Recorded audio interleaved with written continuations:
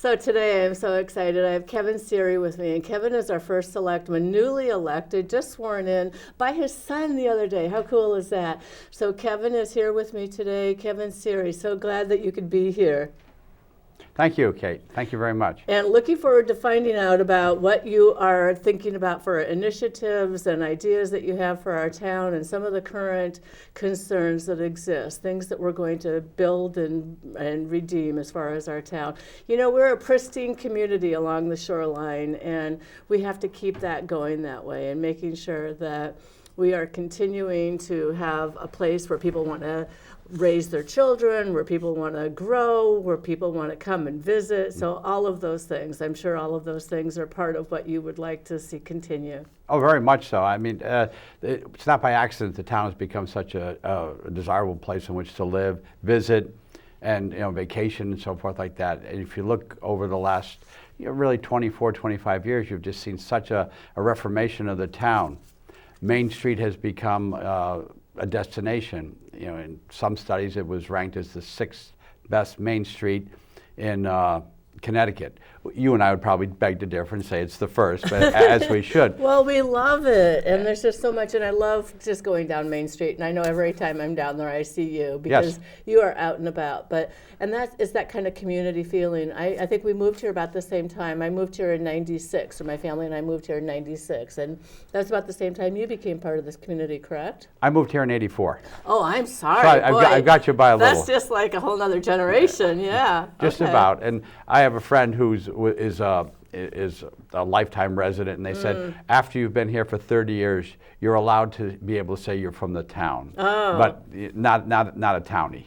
Right. So, well, and then my husband and I lived in Vermont for a while, and they said that you are not a Vermonter unless you've been third generation Vermont. So, and I'm never going to claim that. I still claim Nebraska as my home. So. Oh, okay. But you're from New Haven, so you are from Connecticut. Originally from Connecticut. I mean, from New Haven. I grew up there, just left for school, and then came back, and shortly after graduating college, went through Officer Candidate School in the Navy, served approximately 6 years on active duty and a couple years in the reserve. Nice. And where did you go when you were in the Navy? After Newport for Officer Candidate School, then I spent about 7 months in the Pentagon waiting to go back to school to Surface Warfare Officer School. And then after that, was assigned to a destroyer in Virginia, then a destroyer staff in Virginia, and then after that I went to work for Somnolus in Waterford for a couple of years before becoming a state trooper. Interesting. So you have quite a background and understand the military life. So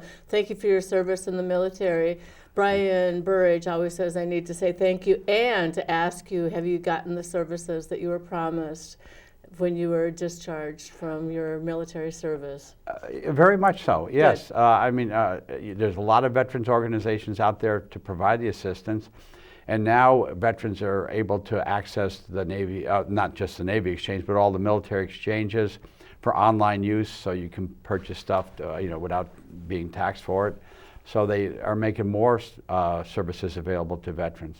And, nice. And right now I was the third generation. My son Kevin is a sergeant in the National Guard. Nice. So with my grandfather on my mother's side, my father, brother, me, and now my son, we've had at least 4 generations, consecutive generations of military service. Amazing. Well, I had 7 brothers, and 3 of my brothers served in the military. One was in the Army and the Marines, and the other 2 were in the Army. So I guess there's always a joke between if you're Army, Navy, or Marines, and you kind of like to rib each other back and forth. Well, the other day, Kevin was at his National Guard drill on Saturday, and when he came into his house at the end of the day, I was waiting for him to come home, and I sang the last couple lines to the Navy fight song, who has better right to wear the Navy blue and gold. He knew immediately that meant that Navy had beat Army last Saturday. And his response was, "Oh no!" Oh, that's so funny. Yeah, it was fun. And Kevin, you also are involved with the American Legion. I'd like to hear you talk about that a little bit. Why is that an important thing for us to be promoting and working on? I know that I've seen you with your sleeves rolled up and an apron on back in the kitchen. So tell me about that. Oh, my family loves when I walk walk home on Sunday, the first Sunday morning of every month. I smell Now- like bacon and everything else because I love going down there to help out.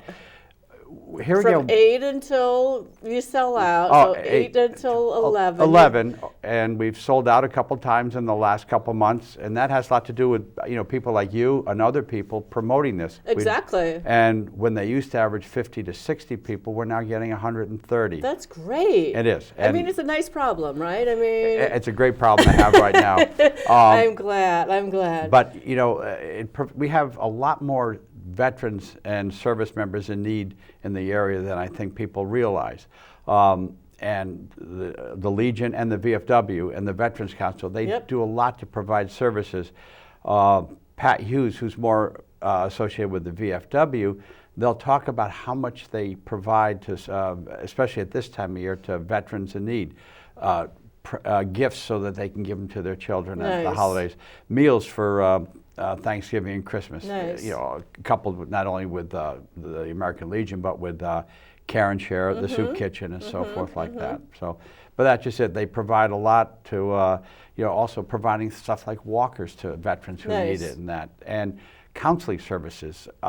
Brian Burge has yep. just now retained the services of a counselor who will provide free counseling to veterans. No questions asked about why they need it.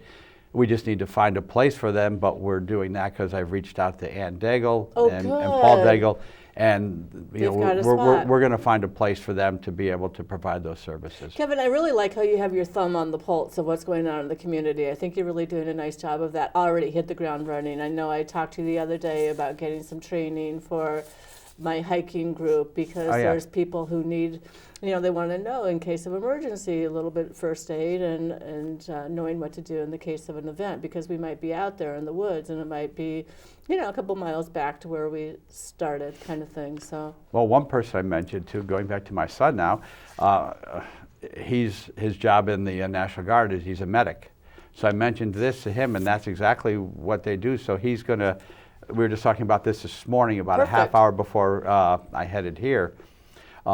And he's talked about, he'll do some research to find out what he can do. He won't be able to do it. Obviously, they're not allowed to do that Right. type of training, but he'll see what he can do to find some resources for you. Because here again, you snap an ankle, you do something like that, or something worse happens, and you may have to be your own first aid provider. Exactly. Well, it's called Over the Hill Hiking, and we are, most of us are probably 60 and older kind of thing. So, and it is on Friday morning. You should join us sometime. It's a great group of people. People are just, you get the thumb on the pulse and you get to know what's going on. So, yeah, so American Legion, and they serve breakfast and they do amazing things. They also, and you said it almost closed down a couple of years ago. Actually, within the last few months, they, COVID hit them very, very hard. Sure. They were able to, the revenue lost in 2020 was they were down about $31,000. They had a boiler in desperate need. It failed. Their ice maker wasn't working anymore. It's an old building. It's an old building. And here again, they couldn't have their dinners and their breakfast for fundraising. Nobody could rent the hall because we had COVID. So they were actually talking about possibly would we have to close the post. I got Bill Weber, who just recently got elected. Bill has a good background, sat down with them and did some financial planning, overlooking with them. They needed the boiler. So we went, they couldn't come back and ask the town for the American Rescue Plan through that for for everything. Right. But they said if we could get a new boiler and a new ice maker, so through the Board of Selectman, Board of Finance, and town meeting, we were able to provide the American Rescue Plan funding for them to get that boiler. And now if you go by at night, you'll see that the place is rented. Nice. They're able to open up the bar every so often now. Well, it will sustain because they have a good model of work and resources. And I think the community part is the part that I like the best, because I like to go in. Sometimes I'll bring a puppet with me and I'll do the puppet for the kids, but sometimes it's the adults who really want the puppet to interact with them more than the children. So, well, this past last on the 5th, the breakfast was Santa came. Oh, I miss Santa. So you missed Santa, and they had 31 children too.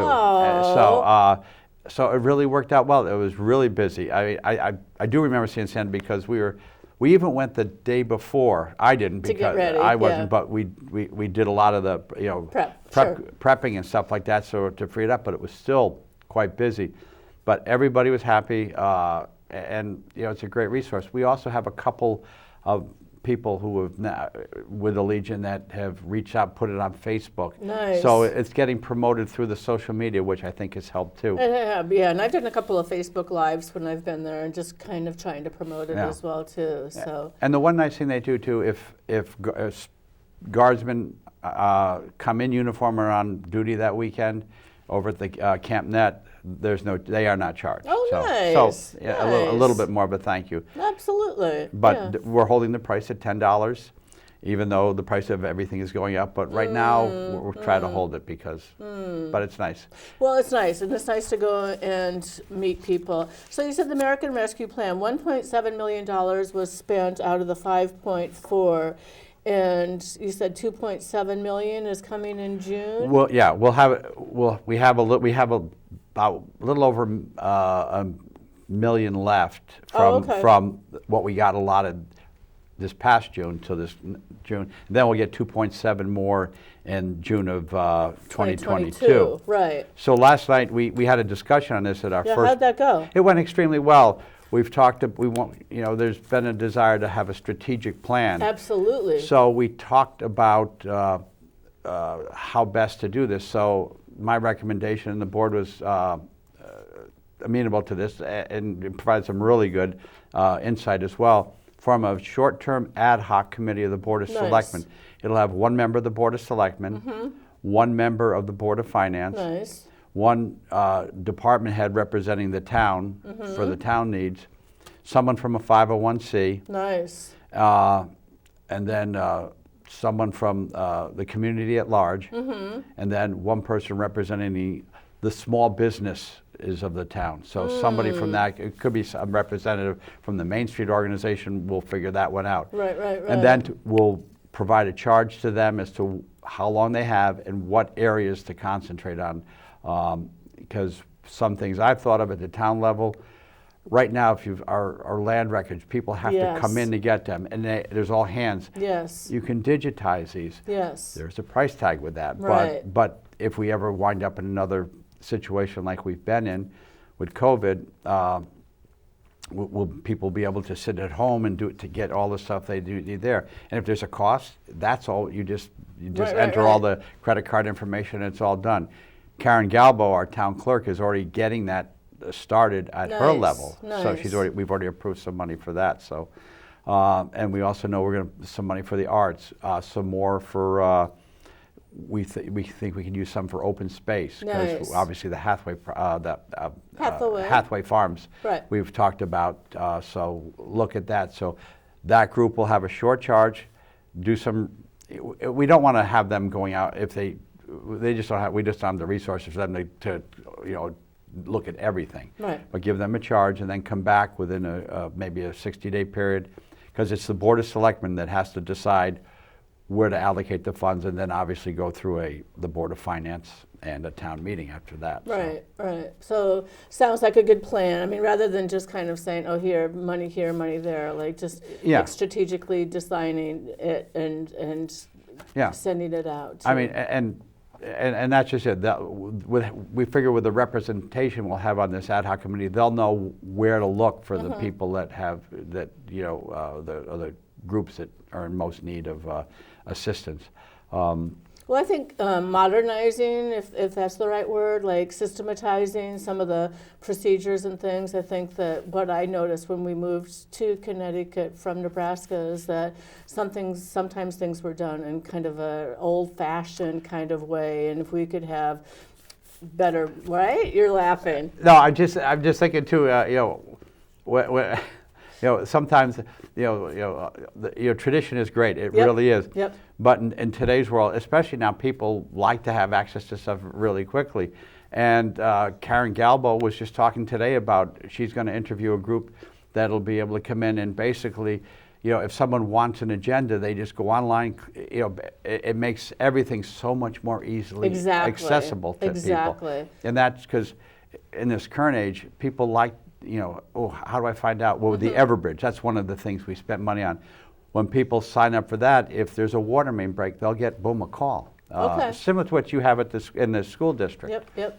That would just be such a great resource to where, all right, we can't tell you when it's going to be fixed, but now if something happens, it's on Facebook really quick. And right. Well, you hear the complaints, so you don't hear the solution or the resolution. Oh yeah, and sadly, we aren't able to monitor. Someone put what happened. Well, if it's at 9 o'clock at night, no one is seeing that, and that we try to get the word out as quickly as possible, but that gets harder and harder to do now. So not harder and harder, but to keep up with social media is very difficult. Well, and I wish sometimes that people would post good news every once in a while. I think they do. Yeah, I mean, that's on my personal Facebook page, I always try to limit that to something that's uplifting. Yes. Or because it's not hard to find bad news, but it's nice to see something uplifting and very happy, like with the In tomorrow. Our Hearts Forever, the puppy that's coming? The puppy that's coming. Yes, we're so excited. Tomorrow, too. Yeah. On Veterans Day, the Haynes students did a walkathon. Yes. Lily B. Haynes, and raised over $3,000. Isn't that amazing? And now a veteran, a disabled veteran, is going to get a rescued, or not a rescue dog, but a dog for that person. Dog's going to be trained. Somebody who has either PTSD, anxiety, or depression, or maybe a combination of all three. And Myra was a guest on my show previously, Myra Licky, and I did a fundraiser for her at my house on Friday night, and we were making pierogies for paws, and as part of that same organization. I've heard of the pierogies for paws, Oh my gosh, these pierogies were so good. I don't know if you like pierogies or yes, not. Well, there's very few things I don't like when it comes to eating. So you're an easy guy to please, huh? Okay, so that's a little bit about that. Yeah, so I'm going to be at Lily B. Haynes tomorrow. Yeah, so I will be there too, so I'm looking forward to that. Great. Let's see, Kevin, what else is going on? I heard a little bit about the truck stop. Do you want to talk about that? Yeah, I had heard about that, but then when I saw the article yesterday, I was, whoa, I wasn't even notified that it was coming. I didn't even know. I knew that our town had signed off on what we had to review.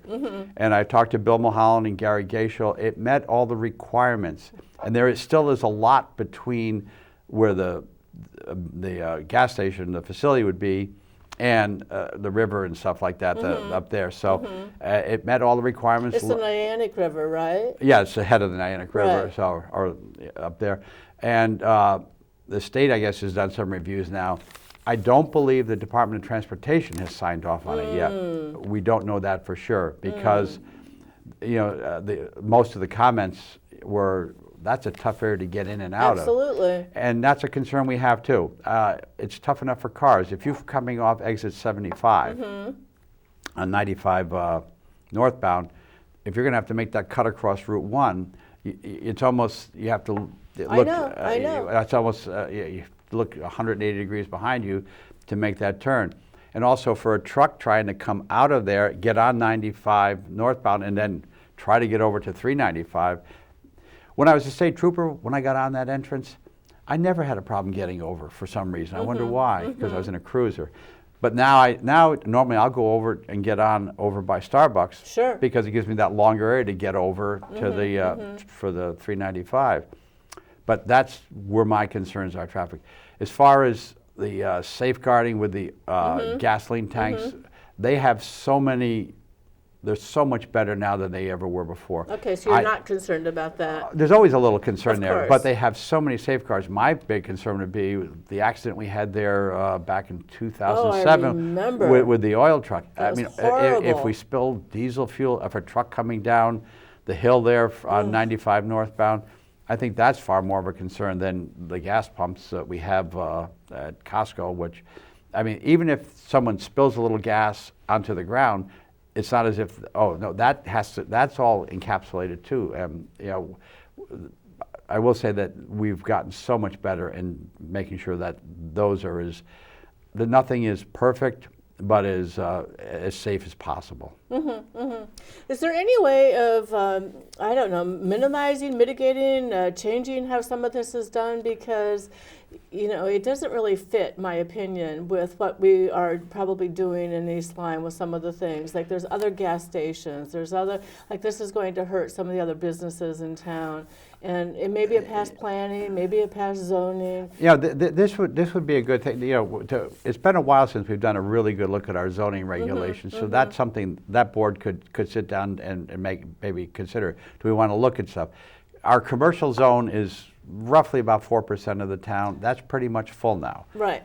But you know, when somebody else comes in, you know, and you have to be careful what you do because you don't want to restrict businesses. No, I know, but we also want to be very, very planful, very careful, very, you know, we want to maintain that certain feel that we have. And I think we've adjusted the downtown regulations too to make sure now that everything sort of fits in the spirit of Main Street.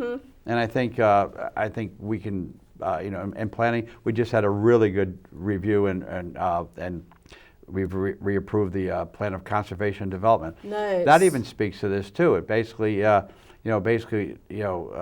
smart, you know, expansion of residential and commercial. So absolutely, you know, like another bicycle shop would be good there. More bike lanes would be good in town, and sadly, some of our roads in town are just never going to be bike friendly. Like Dean Road and Society Road, those are barely wide enough for 2 cars in some areas. Oh, I bike up those roads. Yeah, please be careful, Kate, because those, you know, be careful because you know, there is the 161 I bike on that upgrade. Too. Yeah, and the state does have plans. Of course, we know the exit 74 Route 161 intersection is going to be redone starting in 2023. I'm not looking forward to that, Kevin.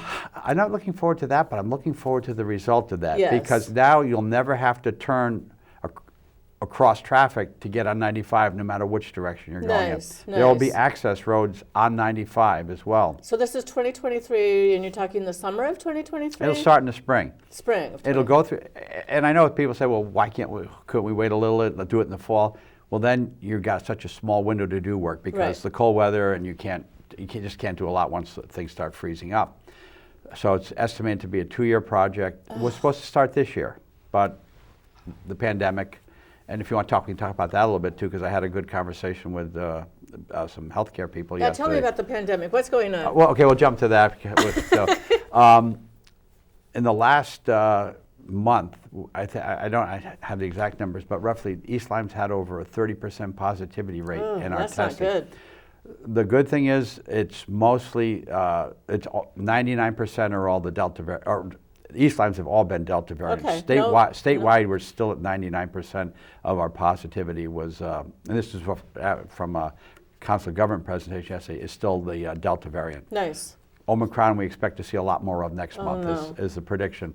But last year, if you look at where we were, we had the same positivity rate about this time last year, but far more lethal and far more severe too. So we've done a better job for that. So, you know, I encourage people to make sure vaccine, booster, that seemed to be Wash the thing. Wash your hands, wear a mask.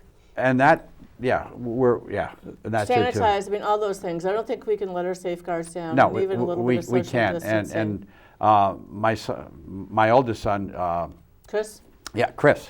He worked for Ledgelight for several years. Right. Now he's up at the Mohegan Tribe Health Department. And talking to him, now he's not a qualified expert, but I was just chatting with him about this last night after our meeting, and he said COVID is sort of like going to be like the flu. And here again, this is not, I'm not a scientist and neither is he, but it'll be like the flu. It's when it gets colder, people get indoors, you'll see upticks in the numbers. Same thing we see with the flu. Right. The flu is around all year, but it's more prevalent in the winter because people are inside and so forth. So, but we still need to be careful. We're still encouraging people to wear masks. We're still encouraging people to get their boosters, and we want to be safe. We want to get past this, and I think some of the resistance in that has been difficult. Yeah. So, Kevin, we just have a few minutes left. So, sure. 4 minutes, 3 minutes. We're down to 3 minutes. Miracle League. What would you like to talk about? What else do we have left on the Miracle League? I'd love to talk about because I'd love to plug. because It is a happy thing that's happening. it's a great thing, yeah. and this is a facility behind Flanders School. It's a baseball field that can also be used for a small soccer field, lacrosse field, for emotionally and physically challenged young people. And going to some of the events there this past spring, if you see the faces on not only the people being able to play, but the families. These are youngsters and young people that would not have the ability to do this otherwise. And it's going to expand. We're going to build a playground, and it's coming at no cost to the taxpayer. The only thing we did was donate the facility, the property for it behind Flanders School, and the school still gets, and we still get to utilize it as a town as well.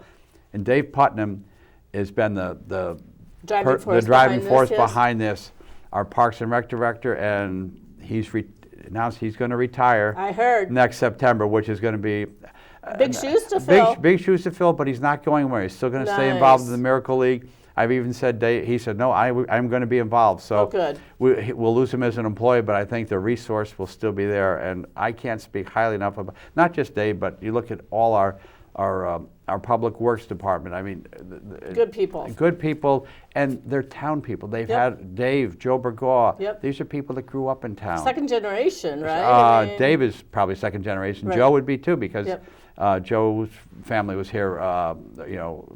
He grew up in town. Well, that salt air gets into your lungs, and you like breathing it, and you just don't want to leave. Well, I came back to Connecticut after when I wanted to. When I left the Navy, I wanted to relocate. New Haven was where I was from, but I was able to get hired in Waterford. But then I settled here. I got into Nyack or East Lyme, and did not ever want to leave. So yeah, it's all good. So okay, so and I know that you're working with SCORE with some of the things on equity and Dan Cunningham and I have done that too, and we're going to be moving forward with that. I was hoping to do it last night, but for our first meeting, it's just too long of an agenda to give the time that they deserve to hear where we stand with that. So, and here again, we want to make sure we always have the lines of communication open. Absolutely. If we can't agree, that's okay. But we need to disagree agreeably. Agreeably, right? and always talk too, because as someone said once, how often do you agree? You disagree with your family all the time, but it doesn't mean you don't care for them or respect their positions or anything. Well, I was talking to somebody recently, and Eric Bauman is our new chair for Board of Ed, and I was talking to Eric. I said, it's like a soccer game. If we're all kicking the ball towards the goal, we need to kick and pass and receive it and get it to where we want it to go, not say, oh, I'm not going to kick the ball because he kicked it or that kind of thing. We need to work together as much as possible. Well, I think, and I think what you've seen in the last, during the COVID, I think you've seen some of the best being brought out in East Lyme, the people coming to the aid. Karen Share has gotten lots and lots of donations. What's happened to the Legion, the giving, and everybody's there for everybody. We don't turn our back on people. Nice. We discuss concerns and let's move forward. We're not, as long as we talk and realize that there's an opposing point of view that needs to be heard, I think we'll be okay. There's wisdom in that. Kevin, thank you so much for being a guest today. So glad that we have to do this again. Sure, anytime. Thank you.